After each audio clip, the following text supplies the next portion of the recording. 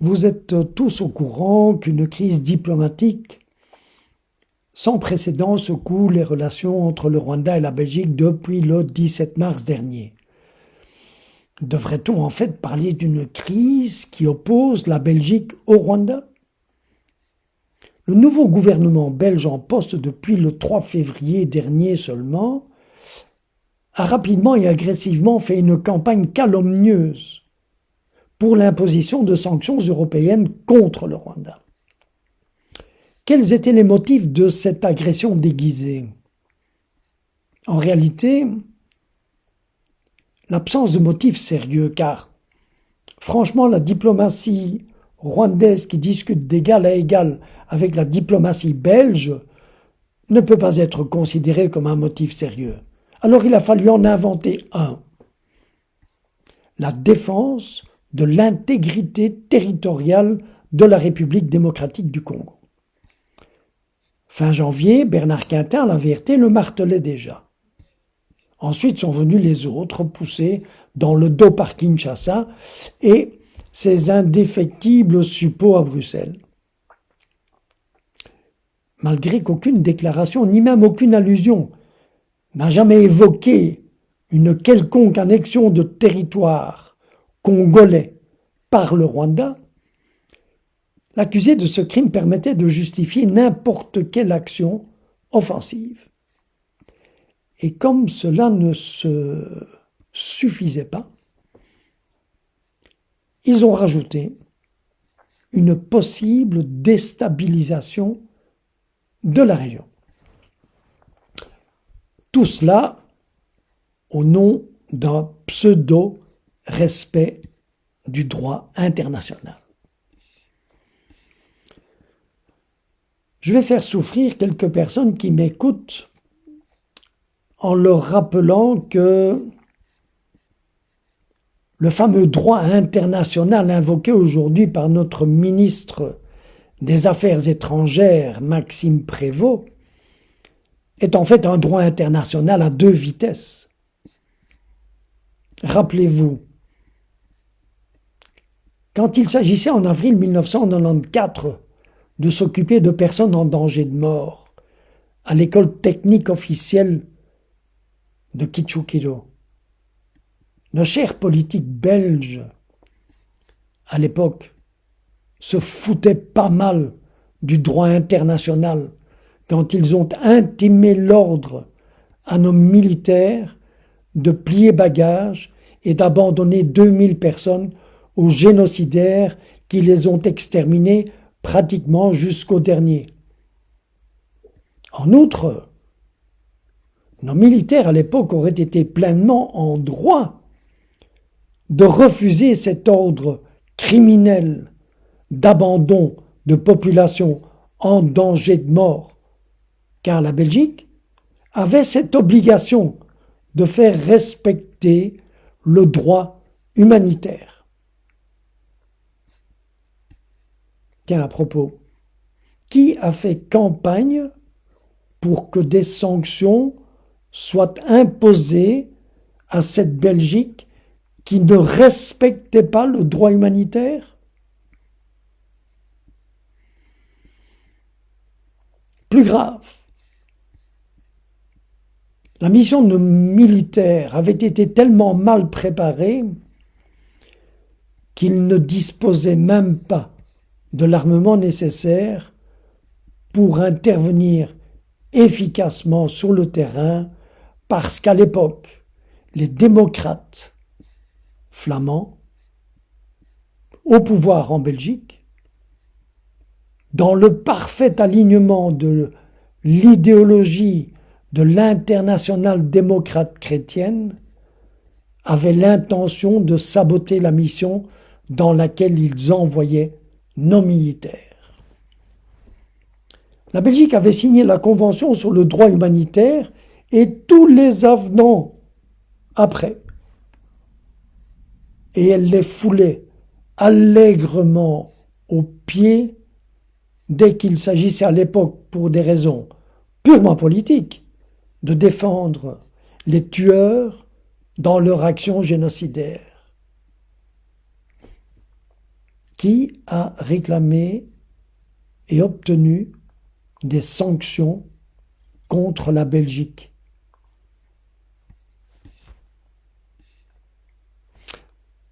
Pensez-vous que le soutien aux milieux extrémistes hutus rwandais, aujourd'hui en 2025, c'est de l'histoire ancienne? Pas du tout. Certains organes dits de presse sont subventionnés par des fonds publics en toute connaissance de cause. La Belgique subventionne l'incitation à la haine qui est déversée dans certaines publications. Alors franchement, qui déstabilise qui? Et sur le terrain, qui déstabilise? Depuis août 1994, le Rwanda subit une déstabilisation orchestrée à l'époque par des forces obscures françaises et belges utilisant les génocidaires rwandais réfugiés sur le sol congolais et qui n'ont intentionnellement pas été désarmés dans leur fuite. Les attaques journalières perpétrées par ces génocidaires à partir des camps de réfugiés au Congo visaient encore et toujours à massacrer des innocents rescapés miraculeusement du génocide. Parce que témoins potentiels.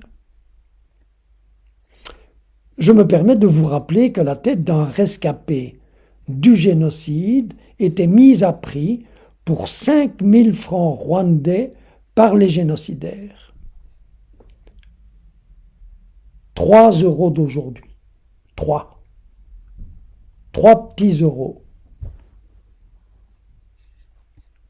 Qui a cherché à faire taire ces génocidaires qui continuaient leur œuvre de destruction humaine ciblée? Certainement pas la France et encore moins la Belgique. Qui a soutenu les demandes du Rwanda de déplacer les camps de réfugiés que les génocidaires utilisaient sans se cacher et usaient comme tremplin pour leurs attaques pratiquement journalières sur le Rwanda? Certainement pas la France et encore moins la Belgique. Alors que ces attaques quasi quotidiennes l'étaient dans le cadre d'une opération, tenez-vous bien, dénommée insecticide. Et croyez-moi, je ne vous parle pas ici d'une fiction que j'aurais été pioché dans l'une ou l'autre revue. Je vous parle de quelque chose que j'ai vécu, non pas pendant quelques heures, ni pendant quelques jours, mais pendant près de 2 ans, sur le terrain. Qui n'a pas fait pression sur les autorités congolaises pour s'occuper de l'arrestation des génocidaires afin de les présenter devant la justice? N'importe laquelle après tout. Mais une justice. Au lieu de les laisser courir en liberté intentionnellement en se disant que peut-être un jour, ils pourraient être utilisés. Qui a passé sous silence le massacre des populations du Nord Kivu par ces génocidaires? La diplomatie belge. Qui ne s'est pas indigné ou n'a pas cherché à mettre un holà à un génocide en cours dans le Nord Kivu qui a provoqué un exode de plus de 600 000 réfugiés congolais qui ont dû trouver asile dans les pays limitrophes? La diplomatie belge.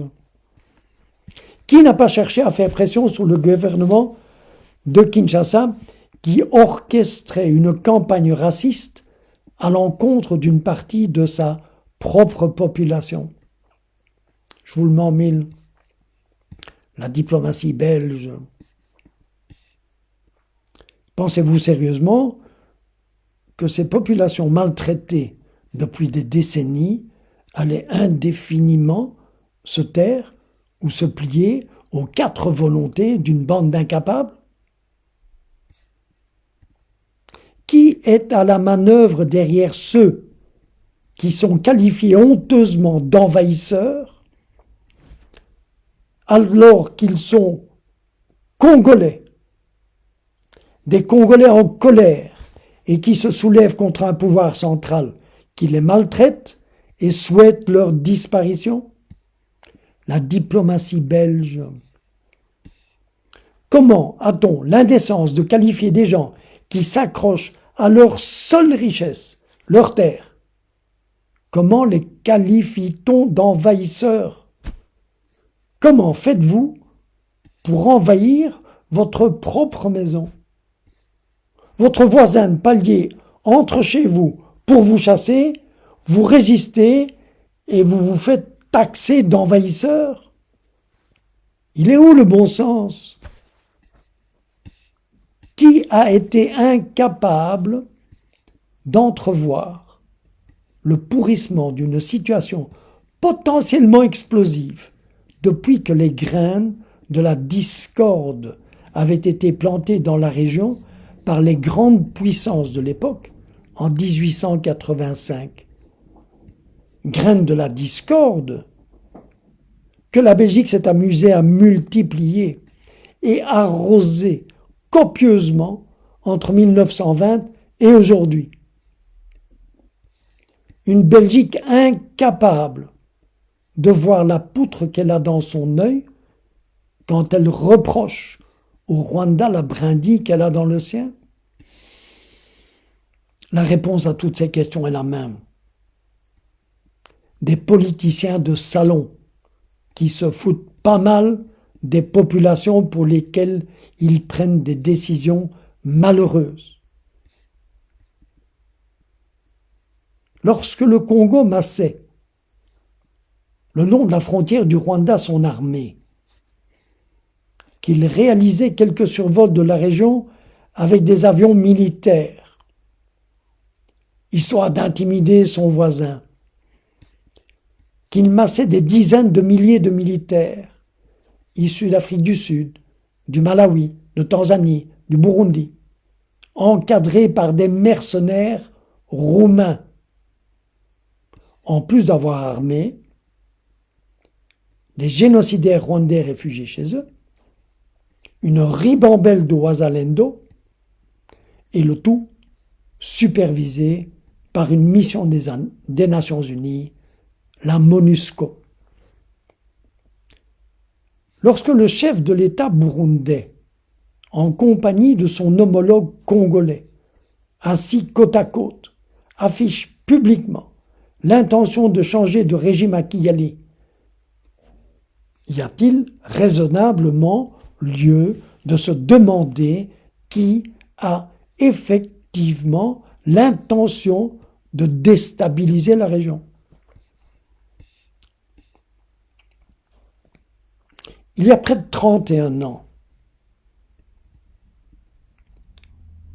les génocidaires aujourd'hui réfugiés en RDC accusaient les Tutsis de leurs propres crimes. Encore une fois, je vous parle ici de quelque chose de vécu. J'ai assisté à des discussions où les génocidaires réfugiés au Zaïre accusaient le FPR d'avoir commis le génocide et que c'était eux les rescapés. Cela s'appelle une accusation en miroir. Le procédé est connu parce qu'il permet d'accuser l'autre de ses propres intentions ou de ses propres crimes. Et lorsque les preuves sont à plus d'un titre confondantes, eh bien il suffit avec un peu d'aplomb d'accuser l'autre de vos crimes. Ainsi, vous instillez le doute dans l'esprit des observateurs qui prendraient le cours de l'histoire à ce moment-là. Et comme de tout mensonge, il en reste toujours quelque chose. La communauté internationale à l'époque, et la Belgique en particulier, n'a assez étrangement pas réagi, laissant se dérouler un plan d'extermination des Tutsis dont l'existence ne pouvait leur être inconnue. Rappelons qu'il s'agissait quand même de la énième tentative d'élimination des Tutsis, tentative à laquelle certains Belges avaient activement participé, voire été les instigateurs dès 1959. Ce passé trouble de la Belgique jette une ombre pesante sur les accusations actuelles, d'autant plus que, aujourd'hui, jusqu'aujourd'hui, il existe un tas d'escrocs en liberté d'expression qui distillent leur venin dans les médias et officines ministérielles dont certains politiciens actuels s'abreuvent et pour nombre d'entre eux en ont fait leur credo. Si seulement,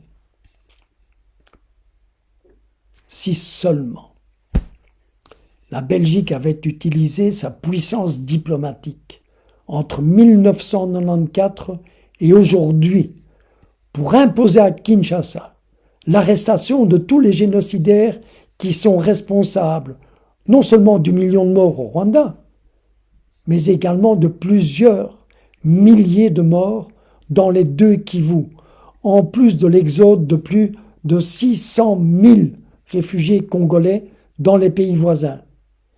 Également responsable de l'abattage systématique, non pour manger, mais pour le plaisir de tuer des milliers de têtes de bétail appartenant à ces populations en déroute. Eh bien, si justement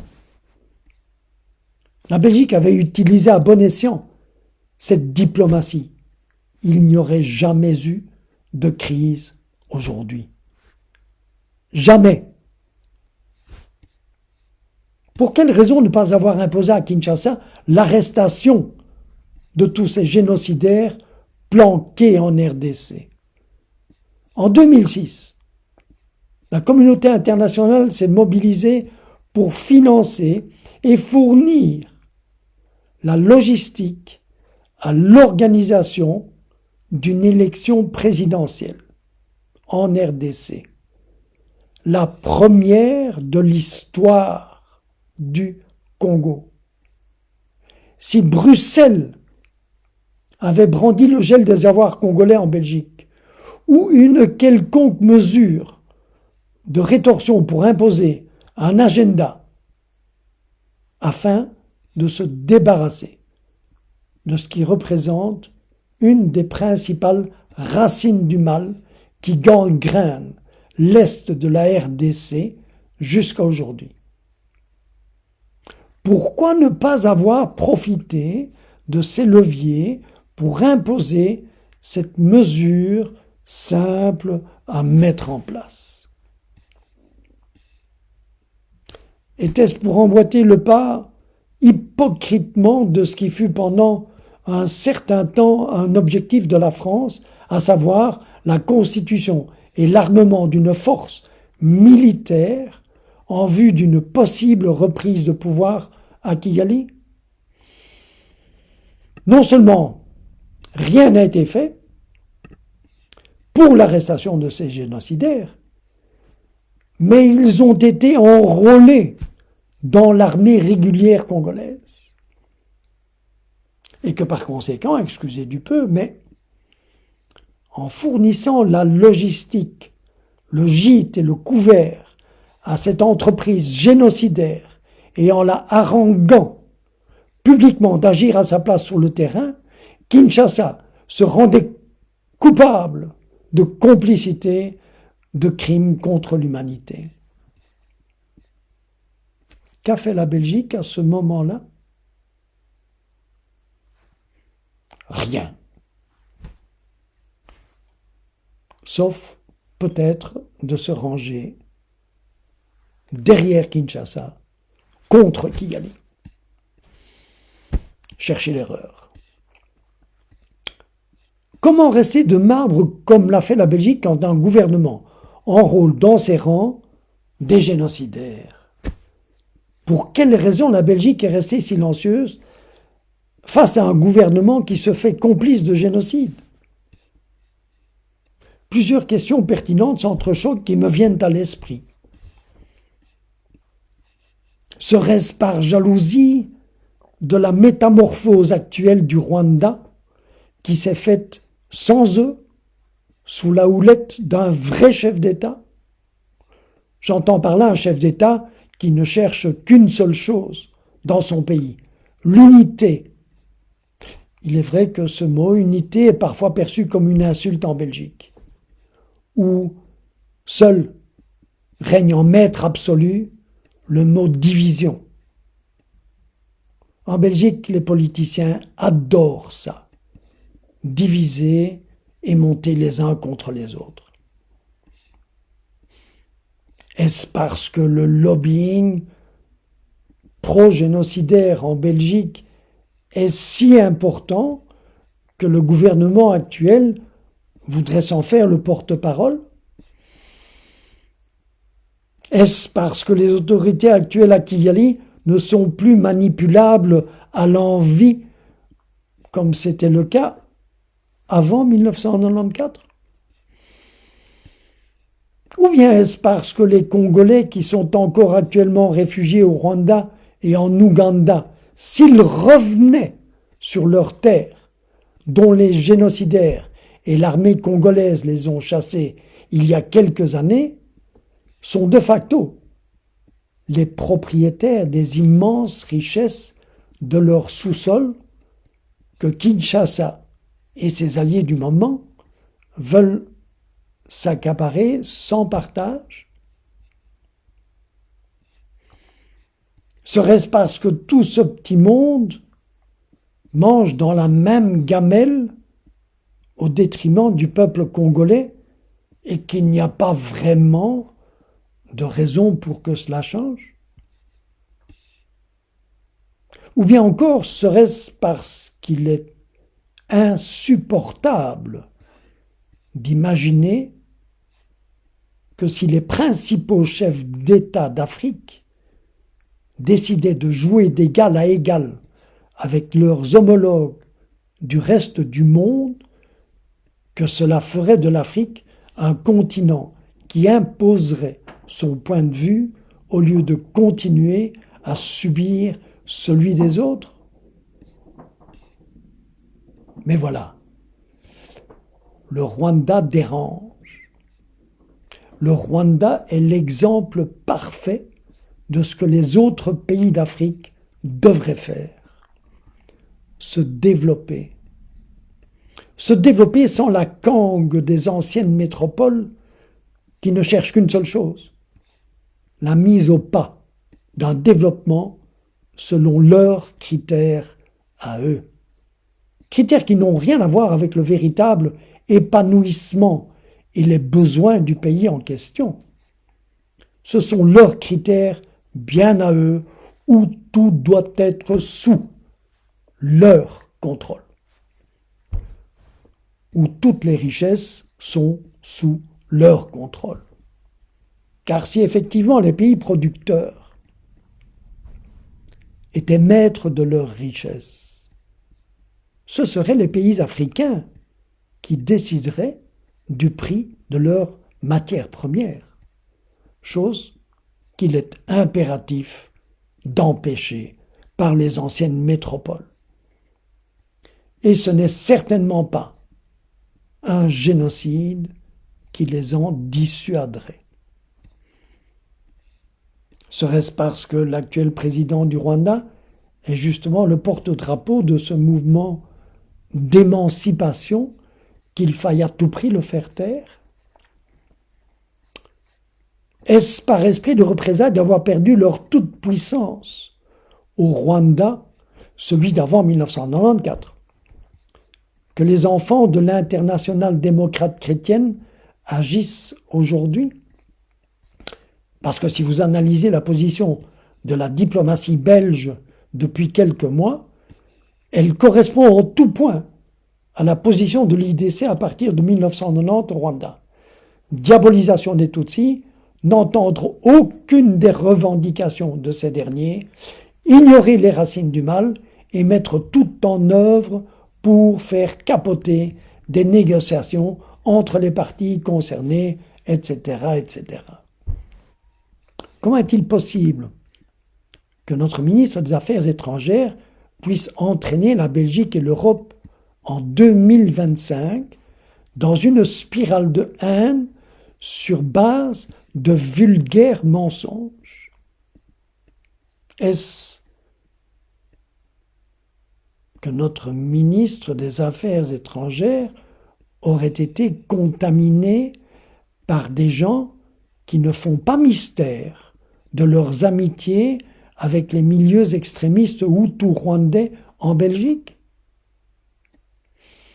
Notre ministre des Affaires étrangères se serait-il accoquiné avec le milieu des gens qui considèrent Jean Kambanda comme je cite, comme un démocrate convaincu, porteur de valeurs, de solidarité et d'humanisme, doué d'un sens profond du bien commun? Notre ministre des Affaires étrangères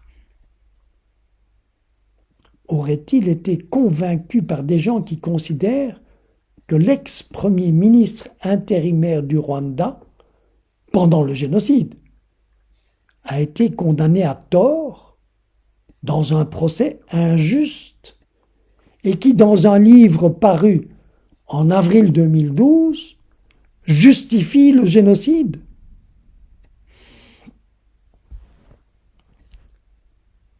Soyez persuadés que c'est l'une ou un cumul de toutes ces raisons que je viens d'énumérer responsable de la crise actuelle en RDC et qui justifie pleinement la rupture des relations avec la Belgique. Et j'oserais presque dire, ce n'est qu'un début. Rien à voir avec une pseudo-défense de l'intégrité territoriale ou d'une possible déstabilisation de la région. Peut-être avec une des facettes du droit international, mais alors celui à deux vitesses, quand il arrange la Belgique. Certaines personnes gonflées de leur ego surdimensionné ne se sont pas encore rendus compte qu'il y a un après 1994 enclenché de manière irréversible. Le Rwanda et la RDC discutent en tête à tête de leur avenir ailleurs qu'à Bruxelles. Et si la rencontre à Doha laisse un enseignement, ce sera celui que Kinshasa a besoin de Bruxelles, alors que Kigali peut s'en passer. Ou attendre qu'une diplomatie responsable se mette en place. Car si le PSC a changé de nom, en devenant pour un temps le CDH, ce n'est certainement pas en se muant en les engagés d'aujourd'hui